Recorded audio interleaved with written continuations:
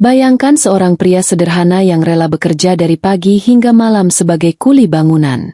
Tangannya penuh luka, tubuhnya dipenuhi peluh. Semua ia lakukan demi satu hal, agar istrinya bisa kuliah menjadi dokter dan meraih cita-cita. Namun ketika perjuangan itu hampir lunas, justru ia ditinggalkan begitu saja.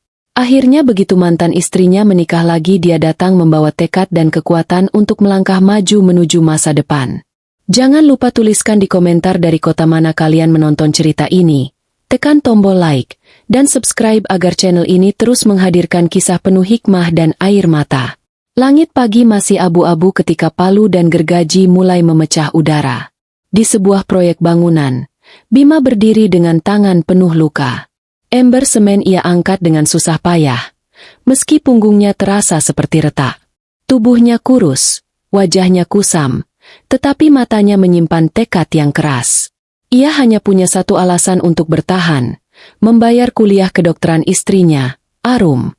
Setiap pagi sejak subuh, ia sudah ada di proyek, mengangkat batu, mencampur semen, dan memikul besi. Tangannya kapalan, telapak kakinya melepuh, namun bibirnya tetap mengucap doa agar istrinya kelak menjadi dokter. Teman-temannya di proyek sering berkata, "Kamu ini gila, Bi. Rela kerja setengah mati, sementara istrimu entah ingat atau tidak sama pengorbananmu." Bima hanya tersenyum kecil. "Aku cuma ingin dia bahagia." Siang itu, ketika ia baru selesai mengangkat adukan semen, teleponnya berdering. Pesan dari Arum masuk singkat. "Besok aku ujian koas. Biaya registrasi sudah kamu transferkan?" Bima menggenggam ponsel erat-erat. Ia baru saja meminjam tambahan uang dari tempat gadai, mengorbankan motor tua satu-satunya, agar biaya kuliah Arum tidak tertunda. Ia mengetik singkat, "Sudah, Rum." Namun balasan dari Arum tidak seperti yang ia harapkan. "Terima kasih. Aku ada yang mau bicara nanti malam." Hanya itu. Singkat, dingin, dan asing. Hari itu Bima bekerja lebih keras dari biasanya, seakan ingin mengalihkan rasa khawatir yang mulai menusuk. Saat matahari tenggelam, ia pulang dengan langkah berat menuju kontrakan kecil. Di tangannya masih ada bekas semen yang sulit dibersihkan. Ia menyiapkan makan malam sederhana, menunggu Arum dengan hati yang penuh harap. Pintu kontrakan berderit. Arum masuk dengan wajah serius, tas besar di pundak, dan jas putih dokter tersampir di lengan. Ia tampak cantik, anggun, jauh berbeda dengan perempuan sederhana yang dulu pernah berjalan bersamanya di lorong kampus.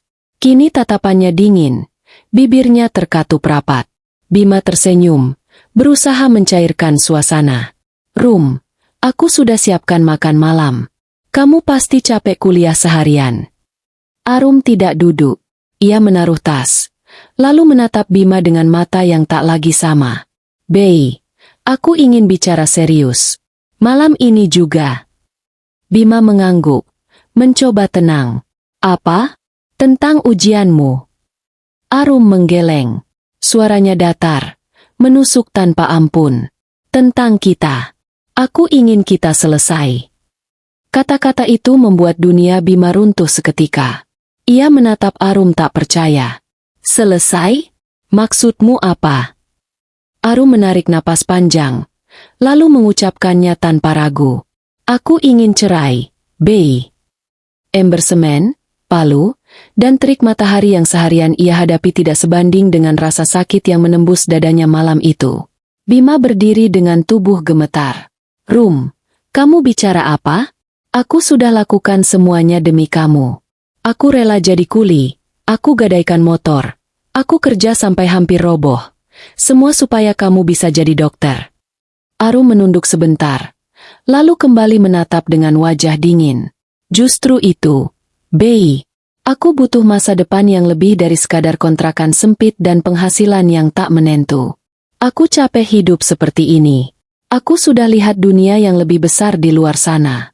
Kamu tidak akan bisa mengejarnya." Bima mundur selangkah, kakinya seperti hilang pijakan. "Jadi semua ini sia-sia? Semua peluhku, semua luka di tanganku, tidak ada artinya buatmu?" Arum menggenggam tasnya lebih erat. "Aku berterima kasih, Bei, kamu sudah berjuang. Tapi aku tidak bisa terus terikat. Aku ingin bebas. Aku ingin hidup yang layak. Aku sudah bicara dengan ibu, dan beliau setuju. Nama ibu mertua membuat dada Bima makin sesak. Ia teringat hinaan demi hinaan yang sering ia dengar. Kamu hanya kuli. Arum pantas dapat lelaki yang lebih mapan. Rupanya semua bisikan itu benar-benar telah meracuni hati istrinya. Bima melangkah mendekat. Matanya berkaca. Rum, ingat malam-malam kita dulu. Ingat janji kita di depan penghulu. Aku tidak punya apa-apa. Tapi aku janji akan berjuang. Dan aku sudah menepatinya. Aku tidak pernah menyerah. Arum menahan air mata. Tapi ketegasannya tidak luntur. Aku juga tidak menyerah. Bei, aku berjuang untuk cita-citaku. Dan cita-cita itu tidak bisa lagi sejalan dengan hidupmu. Bima terdiam. Ruangan kontrakan yang sempit terasa semakin mengecil, seakan menjerat lehernya. Di meja, lauk sederhana yang ia siapkan terabaikan. Lampu neon berkedip-kedip, menambah suram suasana. Akhirnya, Arum membuka pintu. Aku akan mengurus berkas perceraian. Lebih baik kita akhiri sekarang daripada terus saling menyakiti. Bima hanya berdiri, tubuhnya kaku. Bibirnya terbuka, tetapi tidak ada kata yang keluar. Ia ingin berteriak, ingin memohon, ingin menggenggam tangan Arum agar tidak pergi. Namun suaranya hilang, tertelan dalam hening yang panjang. Arum melangkah keluar, menutup pintu dengan keras. Bima jatuh terduduk di lantai. Tangannya yang penuh luka menutupi wajahnya. Untuk pertama kalinya, ia merasa seluruh pengorbanannya tidak pernah dihitung. Seluruh keringat dan darahnya hanya menjadi batu pijakan untuk seseorang yang kini meninggalkannya begitu saja. Malam itu, di antara kesunyian kontrakan, Bima menggenggam erat dompetnya.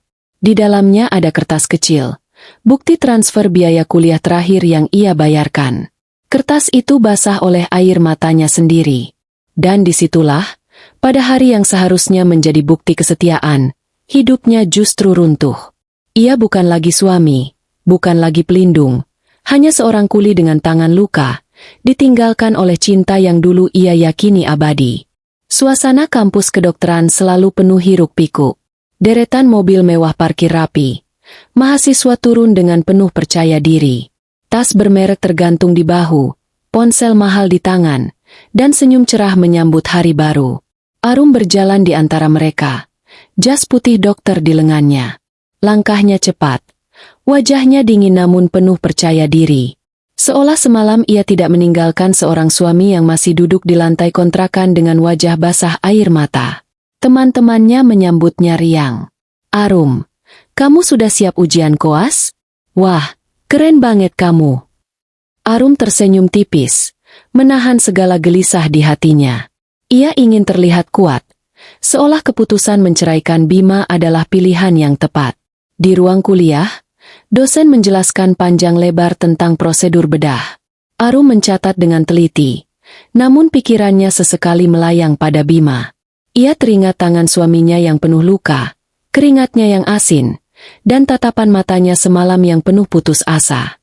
Ada rasa bersalah yang berusaha ia tekan dalam-dalam. Ia menggigit bibir, mengusir bayangan itu. Aku harus fokus, gumamnya dalam hati. Seusai kelas, seorang pria mendekat. Namanya Reno, anak seorang pengusaha rumah sakit ternama di kota itu. Ia terkenal ramah, sopan, dan punya senyum yang menawan. Arum, nanti sore ada diskusi kelompok. Kamu ikut kan? Tanyanya sambil menatap hangat.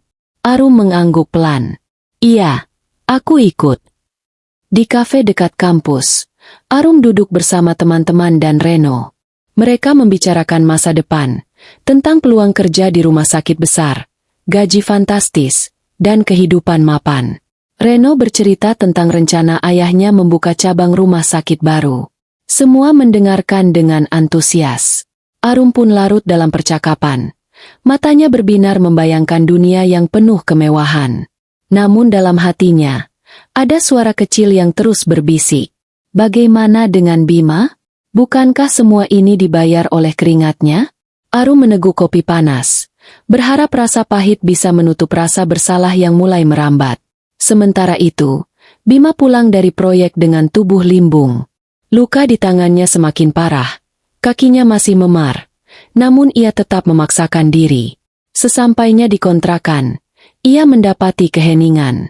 Tidak ada Arum, tidak ada sapaan hangat, hanya meja kecil dengan buku-buku kuliah yang berantakan. Ia duduk, membuka bungkus nasi sederhana, lalu memandang kursi kosong di hadapannya. Air matanya menetes tanpa ia sadari.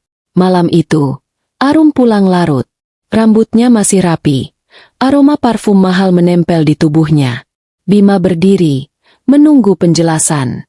"Kamu dari mana, Rum?" Suaranya serak.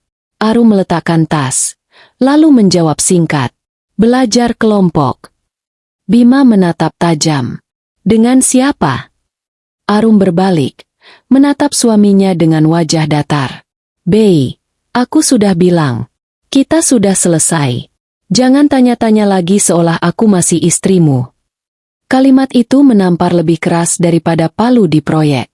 Bima terdiam. Dadanya sesak. Ia ingin marah, ingin berteriak.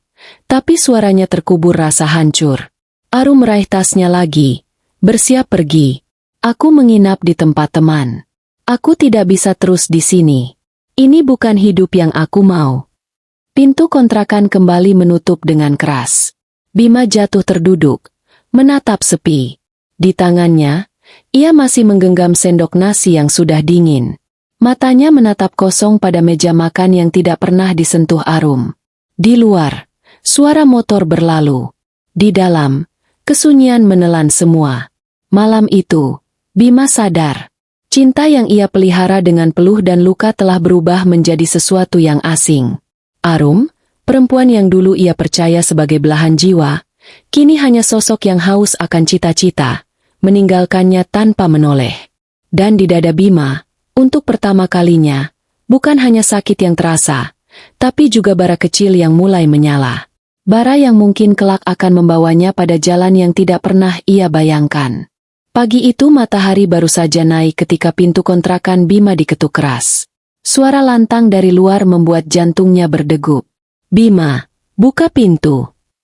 Itu suara mertuanya. Bima buru-buru berdiri, meski tubuhnya masih terasa pegal. Ia membuka pintu, menunduk hormat. Di depan berdiri Ibu Arum dengan wajah penuh amarah, sementara dua tetangga ikut mengintip dari kejauhan. "Bima, kamu jangan berani-berani lagi menghubungi Arum," kata Ibu Arum dengan nada tinggi. "Dia sekarang sudah calon dokter. Dia tidak pantas terus hidup di kontrakan sempit begini." Bima menelan ludah. "Bu, saya hanya ingin bicara baik-baik. Arum istri saya. Apa salah saya?" Ibu Arum mendengus keras. "Salahmu jelas. Bi, kamu cuma kuli. Apa yang bisa kamu banggakan? Masa depan Arum jauh lebih besar daripada sekadar hidup dengan lelaki miskin sepertimu." Tetangga yang mengintip mulai berbisik-bisik. Kasihannya, diceraikan karena miskin. Tapi memang Arum cantik. Sayang kalau hidup susah. Suara itu menusuk telinga Bima, membuat wajahnya memanas. "Bu, saya bekerja siang malam. Semua biaya kuliah Arum dari keringat saya. Apa itu tidak berarti apa-apa?" Suara Bima bergetar, setengah putus asa. Ibu Arum mendekat. Jarinya menuding tepat ke wajah Bima. "Itu kewajibanmu sebagai suami. Jangan bangga dulu. Kalau tidak mampu, jangan paksakan menikahi anak saya. Sekarang lebih baik lepaskan Arum. Dia berhak hidup layak." Bima terdiam, matanya berkaca. Warga sekitar semakin ramai menguping. Ada yang pura-pura menyapu halaman. Ada yang berdiri di pagar sambil berbisik. Seolah penderitaannya adalah tontonan. Malam sebelumnya Bima masih memandang foto pernikahan mereka dengan senyum getir. Kini di depan banyak orang, ia dipermalukan habis-habisan. Dadanya sesak, tetapi ia tidak bisa membalas. Lidahnya keluh, sementara gengsinya diinjak-injak di tanah. Ibu Arum melangkah pergi dengan tatapan meremehkan. "Arum sudah saya jemput. Jangan harap dia kembali ke sini." Lebih baik kamu pikirkan hidupmu sendiri. Jangan ganggu lagi jalannya menuju masa depan. Mobil hitam berhenti di depan kontrakan. Dari dalam, Arum keluar dengan wajah datar. Ia tidak menoleh ke arah Bima. Tanpa kata, ia masuk ke mobil bersama ibunya. Mesin meraung, ban berputar, dan mobil itu melaju meninggalkan debu. Bima berdiri terpaku. Kedua tangannya mengepal, tubuhnya gemetar. Ia ingin berlari mengejar, ingin memohon, namun kakinya terasa berat seakan diikat.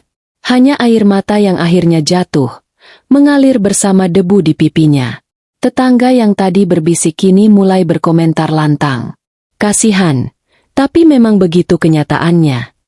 Perempuan cantik kalau pintar biasanya cari yang lebih mapan. Ya salah sendiri, nikah belum siap. Tawa kecil menyusul, membuat telinga Bima panas. Ia masuk kembali ke kontrakan, menutup pintu dengan keras.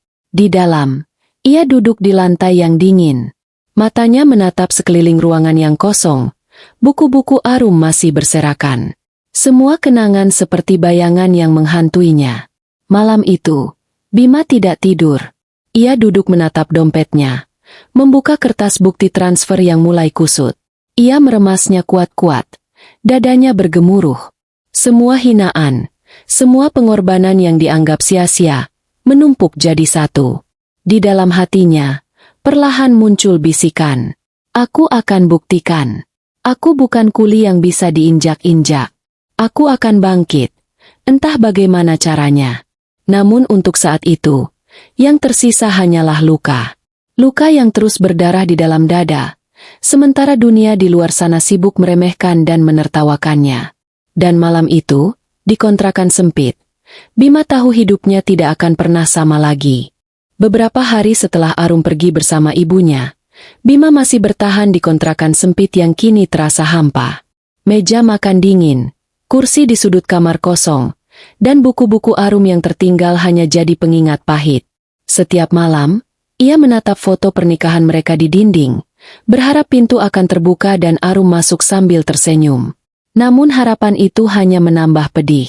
Suatu sore, ketika ia baru pulang dari proyek dengan pakaian penuh debu semen, seorang pria berseragam datang membawa amplop coklat. "Pak Bima?" tanyanya. Bima mengangguk lemah. Pria itu menyerahkan surat. "Dari Pengadilan Agama.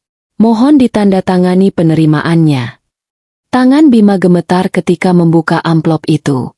Di dalamnya ada berkas gugatan cerai atas nama istrinya sendiri. Tulisan itu jelas, tegas, tanpa keraguan. Matanya berkunang-kunang. Dada seakan dihantam palu. Malam itu, Bima menatap lembaran kertas itu lama sekali. Hatinya berteriak, menolak kenyataan. Namun pikirannya juga tahu, Arum sudah bulat. Air matanya jatuh mengenai kertas. Tinta sedikit luntur. Ia berbisik sendiri. "Jadi benar-benar berakhir ya, Rum?" Keesokan harinya, ia dipanggil ke pengadilan. Ruang sidang dingin. Bau kayu tua menyelimuti. Arum duduk di kursi seberang dengan wajah tenang. Rambutnya terikat rapi. Kemeja putihnya bersih. Ia tampak semakin berwibawa. Bima duduk berhadapan. Tubuhnya gemetar. Hakim menanyakan persetujuan. Suara hakim berat, resmi, tanpa emosi. "Saudara Bima, apakah saudara setuju dengan gugatan perceraian ini?" Bima menunduk. Bibirnya terbata. "Saya tidak ingin bercerai, Yang Mulia. Saya masih mencintai istri saya." Arum tidak bereaksi. Tatapannya kosong, seolah semua kata Bima tidak lagi berarti. Hakim mengetuk palu, lalu memberikan kesempatan mediasi. Namun Arum berkata lantang, "Tidak ada yang bisa dimediasi. Saya tetap ingin berpisah." Kalimat itu seperti pisau yang menusuk jantung Bima. Ruangan terasa berputar. Ia ingin berteriak, ingin mengingatkan Arum tentang semua malam-malam penuh tawa, tentang perjuangan yang ia lakukan. Namun suaranya hilang. Akhirnya, sidang itu ditutup dengan keputusan sementara. Bima dipaksa menandatangani berkas tanda terima. Tangannya gemetar. Pena hampir terlepas. Setiap goresan tinta terasa seperti menggores hatinya sendiri. Setelah sidang, Arum berjalan keluar tanpa menoleh sedikit pun. Bima hanya bisa menatap punggungnya yang menjauh.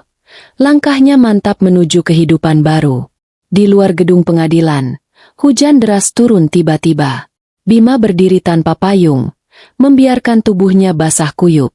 Air hujan bercampur dengan air mata yang tak lagi bisa ia bedakan. Orang-orang berlalu lalang. Tidak ada yang peduli. Malamnya, ia kembali ke kontrakan dengan pakaian basah. Ia duduk di lantai, menatap kosong ke arah pintu yang kini hanya akan tetap tertutup. Di meja, surat perceraian terlipat rapi. Ia meremasnya, lalu meletakkannya kembali. Dalam hati, Bima berbisik lirih. Kalau memang ini jalanmu, Rum, aku tidak akan menghentikanmu. Tapi suatu hari, aku akan buktikan kalau aku bukan kuli yang bisa kau buang begitu saja. Waktu berjalan, dan kehidupan terus berputar. Sementara luka Bima makin dalam, Arum semakin jauh darinya. Dan tak lama lagi, sebuah kabar akan datang yang membuat luka itu semakin menganga. Kabar bahwa Arum bukan hanya pergi, tapi juga memilih kehidupan baru bersama orang lain. Beberapa bulan telah berlalu sejak sidang itu. Kontrakan Bima semakin sepi. Foto-foto Arum sudah ia simpan di dalam kardus. Tapi bayangannya tetap menghantui setiap malam. Bekas plester di tangannya sudah hilang. Luka fisik mulai sembuh. Tapi luka di hati makin dalam. Hari-harinya hanya diisi kerja. Pagi ia sudah di proyek. Sore pulang dengan tubuh penuh debu. Teman-teman kuli sering menghiburnya. Sabar ya, Bi. Waktu akan sembuhkan semua. Tapi kata-kata itu justru menambah perih. Waktu baginya bukan penyembuh, melainkan pisau yang tiap hari mengiris lebih dalam. Suatu sore, saat ia sedang duduk di warung dekat proyek, terdengar suara bisik-bisik tetangga. Dua ibu-ibu yang lewat sengaja berbicara keras. Tahu nggak? Arum bentar lagi nikah. Bima sontak menoleh. Jantungnya berhenti sejenak. Tangannya yang memegang gelas teh bergetar. Hampir jatuh. Nikah? Gumamnya lirih. Katanya sama Reno, anak pengusaha rumah sakit. Wah, cocok banget. Sama-sama calon dokter, mapan pula. Ujar yang satunya lagi dengan tawa kecil. Bima terdiam.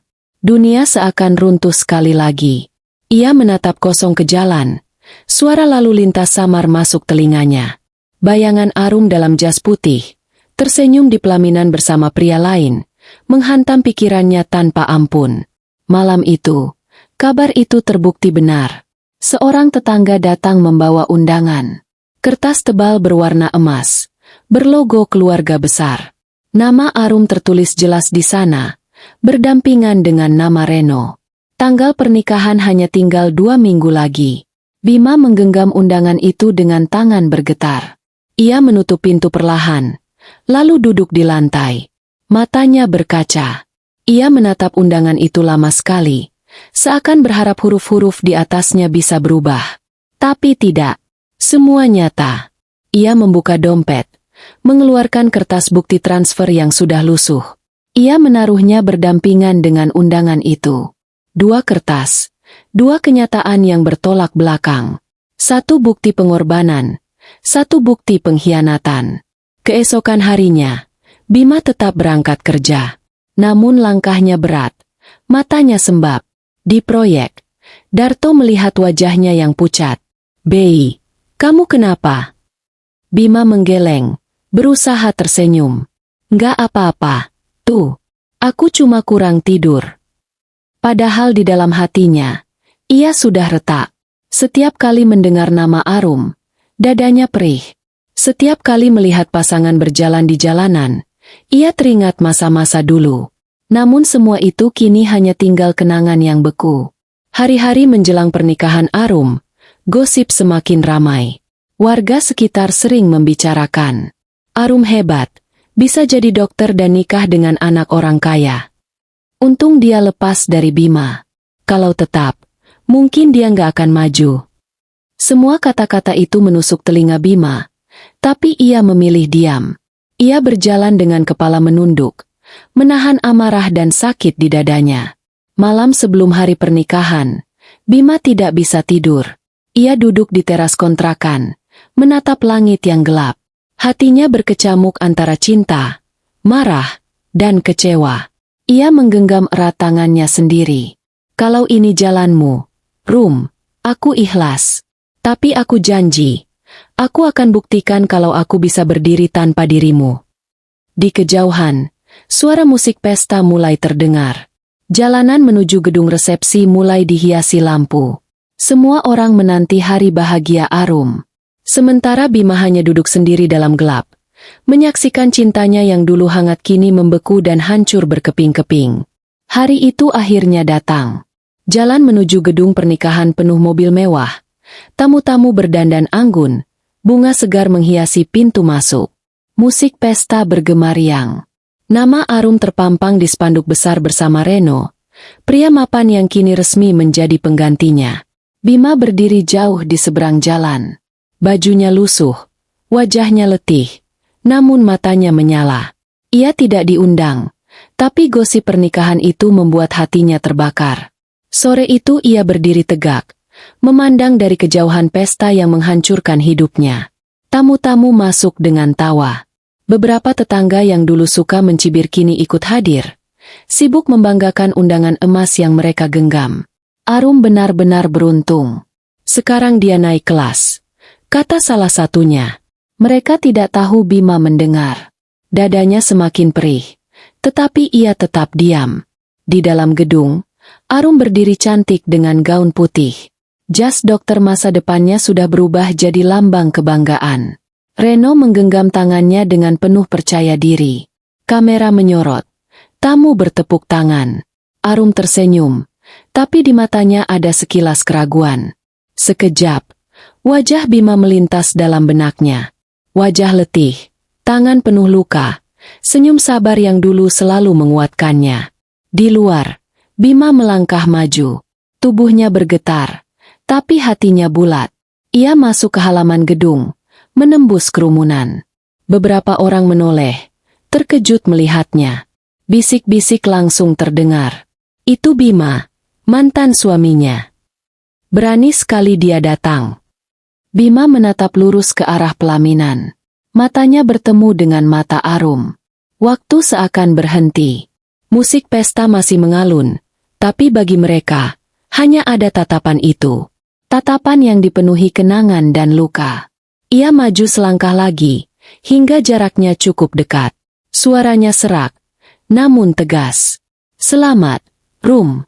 Akhirnya cita-citamu tercapai. Aku hanya ingin kau tahu, semua yang kau pijak hari ini, dibangun dari peluh dan darahku. Tamu-tamu terdiam, suasana beku. Arum memucat, jemarinya gemetar di genggaman Reno. Reno menatap tajam ke arah Bima, tetapi Bima tidak peduli. Terima kasih sudah pernah jadi bagian hidupku. Lanjutnya, aku mungkin kuli miskin di matamu, tapi suatu hari, aku akan kembali. Dan saat itu, semua orang yang menertawakanku hari ini akan menunduk malu.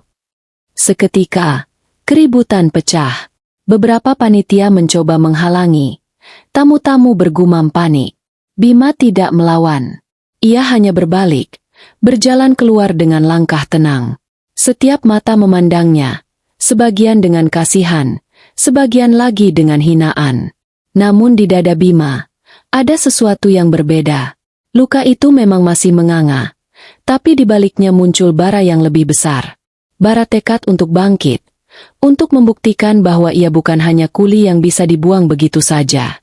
Arum menatap punggungnya yang menjauh.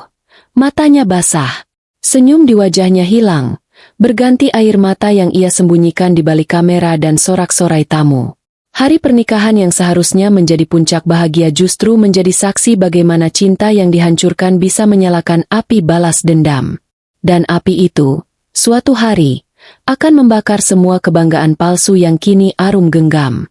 Sejak hari pernikahan itu, nama Bima makin sering jadi bahan bisik-bisik.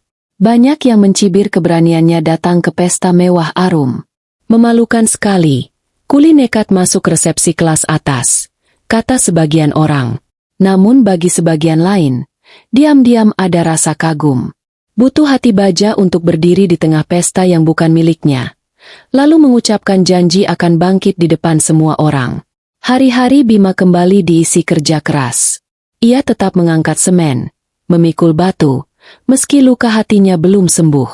Namun kali ini ada yang berbeda. Tatapan matanya lebih tajam, langkahnya lebih tegak. Setiap butir keringat yang menetes kini bukan lagi hanya untuk bertahan hidup, tapi untuk membangun jalan pulang menuju harga dirinya. Suatu siang, di proyek tempat ia bekerja, seorang pria paruh baya mendekatinya. Rambutnya beruban, kemejanya rapi, tampak berbeda dengan pekerja lain. "Kamu Bima?" tanyanya. Bima mengangguk. Pria itu memperkenalkan diri sebagai Pak Rendra, kontraktor senior yang sering menangani proyek pemerintah. Ia kebetulan melihat bagaimana Bima bekerja tanpa lelah, meski tubuhnya luka. "Saya butuh orang pekerja keras sepertimu," katanya. Bima terkejut. "Tapi saya hanya kuli biasa, Pak." Pak Rendra tersenyum.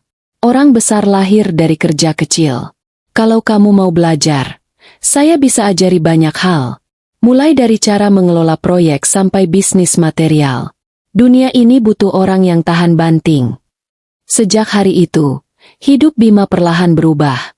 Siang ia masih bekerja sebagai buruh, tapi malam ia duduk bersama Pak Rendra, mempelajari gambar bangunan, hitung-hitungan, hingga cara bernegosiasi dengan pemilik proyek.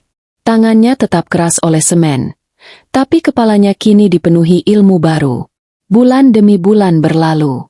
Bima mulai dipercaya mengawasi beberapa pekerjaan kecil. Upahnya meningkat, tabungannya bertambah. Kontrakan yang dulu muram kini perlahan membaik.